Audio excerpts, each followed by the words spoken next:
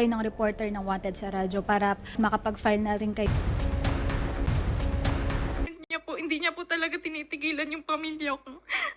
O paano kung ganito na lang, Sir Val, no? Quits na lang. Attorney, Titigil na lang siya. magsalita muna. Yes, sir. Go ahead, go ahead. Alam niyo po, di ako nag-content yan. Walang nag-content na iba. Kasi si Dr. Love, director nila. Good morning mga balbas natin. So ngayon nga po ay natin nabalitaan sa mga charity vlogger, mga balbas natin na ang RTIA, Rapid Tulpo in Action, ay nasa daig na po. No? So ito po ay base lang din sa ating mga nakikita at ano nga ba talaga na dahil nga sa ngayon mga balbas natin ay ating napag-alaman na may mga pumupunta ron na mga taga RTIA. No? So doon ay ating ibigay tayo ng resibo mga balbas natin kung sino ang laganap o nagpahatid sa atin ng balita ng ganito. No? So nandun sa mismong channel ni or video dito ni Starax. No? So ganun pa man mga balbas, wala naman kung saan man ito. Ang sa atin nandito ay bakit nandun, no? Hanggang ngayon ay ating napag-alaman na haka-haka opinion pa rin ng iba na kung no napunta man doon mga balbas, bakit hindi na-i-air, no? So ngayon, marami ang nakakita o marami ang nakapanood na mayroong pumupuntang RTIA. Ano nga ba ang nangyari mga balbas? No? So ganun pa man ang sa atin lang dito ay pinag-uusapan natin yung, diba? Alam naman natin ngayon na dapat sa mga ganitong bagay, lalo na ang biktima ay very, kumbaga, diba? Sabi natin dito na si Biancy nga ay durog na no, dahil marami po ang nag-reaction ngayon na talaga naman below the belt. No? So dito ay hindi natin dapat o kumbaga diba pinanghihinayangan na bibigyan ng reaction sila, no, dahil na gusto natin na magiging mapayapa na peace of mind kumbaga mga balbas natin. So ngayon ipapakita ko sa inyo yung pagpunta mismo itong RTIA doon, no, pero sa atin lang dito mga balbas na kung nagpunta man, eh, sana na-i-air, no, mga balbas natin. So ito ba yung mga opinion o yung mga napapanood natin ay totoo nga ba, no? So tayo naman ay nakikisawsaw ng mga balbas, no? So ang sa atin lang naman kung pumunta nga yung RTI, pero bakit hanggang ngayon ay wala pa at hindi pa na-i-air yung mga balbas natin, no? Which is na napakamahalaga para sa ating mga viewers kahit papaano ay mabigyan tayo ng linaw, no? Anong linaw na ibig sabihin? Mabigyan tayo na kung ano na ba talaga ang update tungkol dito sa issue na away o labanan ng isang beneficiary ng Kalingap na si Biancy at si Kuya Val Kalingap Rab, di ba mga balbas natin. So dito nga po ay mayroong nang ikinuwento or mayroong nga tayo na panood, no, nung part 2 ay pupunta nga po ang RTIA sa Daet, no. So sinasabi naman nila dito na para magiging maayos, may kasulta, may kasunduan, no, for formalization ay kailangan meron talagang pinanghawakan both side, no. May perma kabilang panig, may perma si Kuya Val at si Biancy na nagsasaad na tuldukan na yung problema. Kasi ngayon mga balbas, alam nyo, very rampant na po, no, yung mga nagre-reaction ay nagbibigay na ng assuming, no. Halimbawa natin dito nga si Miss Japina ay nag-a-assume siya dito na kung sakaling, di ba, magkaroon ng, di ba, parang bad rules ang kanya sinasabi na mapunta sa sinasabi niyang, di ba, kumbaga kung si Biancy ay punong-puno na or ma-depress or ma-stress na ay mapupunta doon sa sinasabi niya, di ba, below the level na po yun at talagang hindi naman dapat kasi binabanggit yun sa social media, no, kasi parang sinabi mo lang doon yung sinasabi niya tipong ganun mabalbas, no? So hindi dapat niya sinasabi kasi parang binigyan lang niya ng guide or parang binigyan lang niya, no, ng idea itong si Biancy na ganun ang gagawin. So not for the sake na tayo ay naninira, no, huwag naman ganun. Hindi pwedeng sabihin mo na rekta at mismo sa social media mo pa sasabihin ng ganun, no? So hindi tayo perfecto pero syempre di ba yung sinasabi mo na maraming mamumuna doon, no?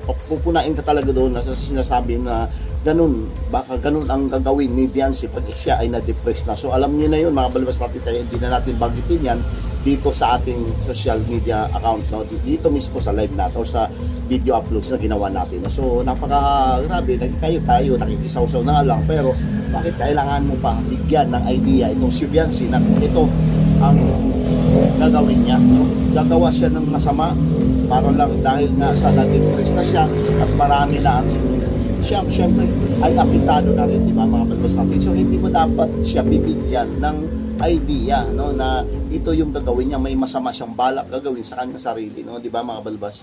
So dito ay na kung inyong pakinggan or panoorin si Papa Bear ay talagang sinita niya, no, bagkos sila ay magkakasama nitong reactionist na ito, si Ma'am Michelle Japina at si Papa Bear sa nakaraan, no, sila ay makakatekram yan, mga balbas natin, magkakasama yan. Pero pagdating sa mga ganitong sitwasyon, no, may panig kay Kuya Bal, ito si Papa Bear. Si Japina naman ay patas lamang, pero mas pinili niyang huwag na, hayaang mabigyan pa ng pambabalahura itong si Beyonce, no. So kaya niya nasabi yon dahil meron din siyang siyempre kalayaan na magsalita, pero alam mo naman natin, mga balbas, na hindi dapat niya sinasabi yon, mga balbas natin, di ba?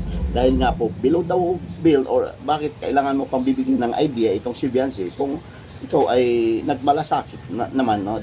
Not for the sake na bibigyan mo siya ng idea na ito ang gagawin, no? Or baka mamaya yan ang gagawin, di ba, mga balbas? So mababalikan ka dyan, no? So dito ay sinita ito ni Papa Bear, mga balbas natin, no? So ngayon nga, kasi dumako na tayo sa mga gantong sitwasyon na may mga argumento na, may mga statement na talagang below the belt na, pambalahura, at may mga idea na baka nga pag na-depress nga itong si Beyonce ay ganito masamang gagawin na ito, no? So si Beyonce ay hindi yan siguro, sa akin lang opinion ko bilang reactor, ay hindi naman siguro gagawin yun ni Beyonce, no? So napaka ano naman itong bata na ito, parang di ba, alam naman natin na talented, or alam niya kung ano ang kanyang ginagawa, mga balbas natin. So, kumbaga, ano siya, palaban, mga balbas natin. No? So dito, mga balbas, balik tayo dito sa RTIA, no? So sana para magkaroon ng peace of mind at katahimikan ang lahat, at matuldo ka na itong issue, kasi nagiging viral talaga ngayon, mga balbas, no?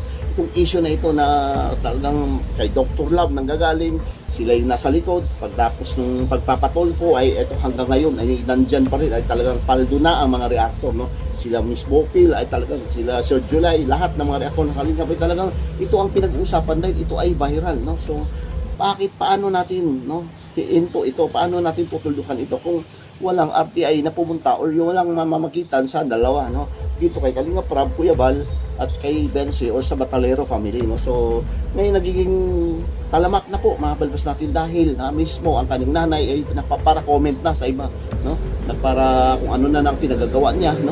At talagang hindi at walang pag-aalinlangan na nagsasalita siya dito sa mga comment section, no, mga balbas natin. So which is mali, no? So hangga't maaari ay sana, no, ang kanyang gagawin ay huwag na sanang magpara-comment para punta sa social media o pa manonood, no, sa mga ganitong klase, dahil nga po ito ay for, no, alam mo naman natin na kuntit lamang ito, ay pagdating nga dito, dumating nga sa punto na sila mismo, dahil naging apektado na sila, dahil hindi naman kasi sila sanay sa mga ganito, kaya sila ay nagdeklara o nagdesisyon na magpapatulpo, mga balbas natin, which is na grabe at wrong moves talagang kanyang ginawa, mga balbas natin. So ngayon, panoorin natin si kapiraso lang naman ito, mga balbas, no? Ang ginagawa or yung sinasabi ni Boning Starax TV, no, na yun nga, ang RTI, Rapid Tulpo in Action, ay namataan, no, mismo sa Daet, no? Pumunta doon sa Daet. Pero kung sa atin lang, mga balbas, kung pumunta man o hindi, walang problema. Basta ang pinakamahalaga, mga balbas, ay maayos na ito, ano? Magiging banumbalik na or maayos ang lahat ng mga nangyayari dito sa loob, dahil Kalingap lang naman din, no? Sino ba ang maging apektado? Siyempre, Kalingap community, no? Although na apektado dito yung biktima, at siyempre si Kuya Bal din, di ba? So both panig nagkaroon na ng, kumbaga, di ba, lahat naman ay affected na, dapat resolbahin na, no?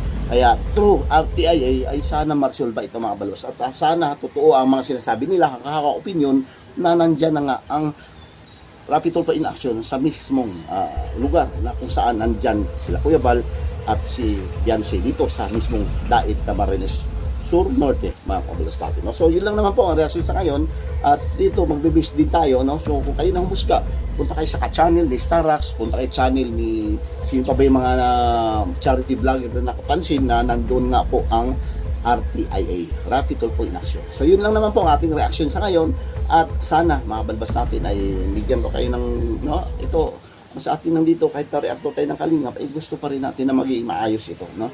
Hindi tayo sa nagiging, kumbaga, di ba, dahil na sa views o sa revenue, ay yan ginagawa natin na puro na lang tayo nakikisaw-saw sa mga viral, no? So, hindi dapat ganun mga balbas natin, di ba? Kasi mga iba ngayon na galing ng ibang lugar o labing ibang daw, di ba, sa politics, pero nasa kalingap na. So, for the sake lang naman po talaga ito dahil sa malakas ngayon ang kalingap. Kaya siguro nakikisaw-saw, nakiki-reaction na rin.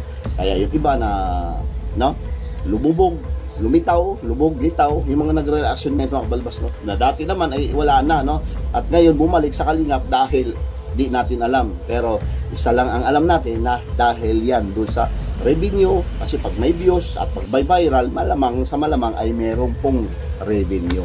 Kita, no, mga balbas natin. So, yun lang naman po ang ating reaction sa ngayon. Kabalbas TV, like, importante po, no? Pa-like, share, at syempre, subscribe na rin po mga balbas. Thank you, God bless, at mabuhay po tayong lahat. Bye-bye!